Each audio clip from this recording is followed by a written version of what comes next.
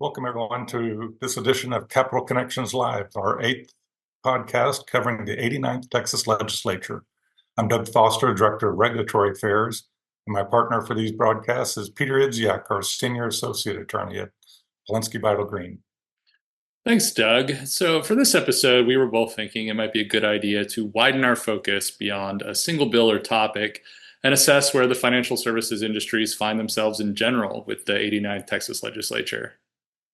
Yes, Peter, it's easy to get lost in the weeds, especially now as we're closing in on the last week of the legislature.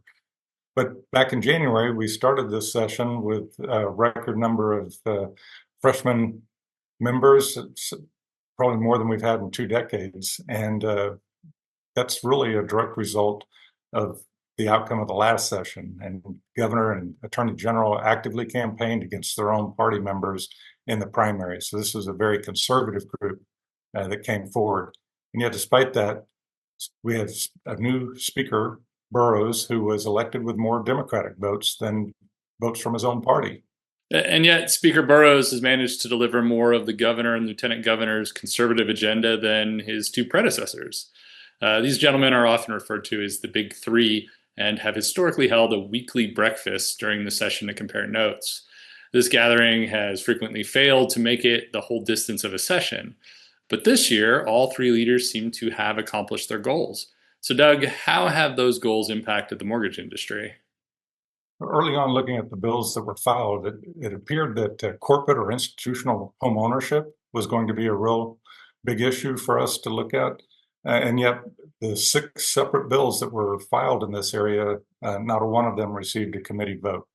So what ended up being probably the biggest topic for the financial services industry was document integrity or deed fraud. And most of our listeners probably heard about a year ago that there was a deed fraud attempt on Elvis Presley's Graceland property. And we're tracking 8 separate bills that look like they will all become law. And in general, they all should be very good, positive impact for consumers. Nice. Well, once the governor's veto deadline of June 22nd passes, we will be back to discuss all the industry-related bills that will be becoming law.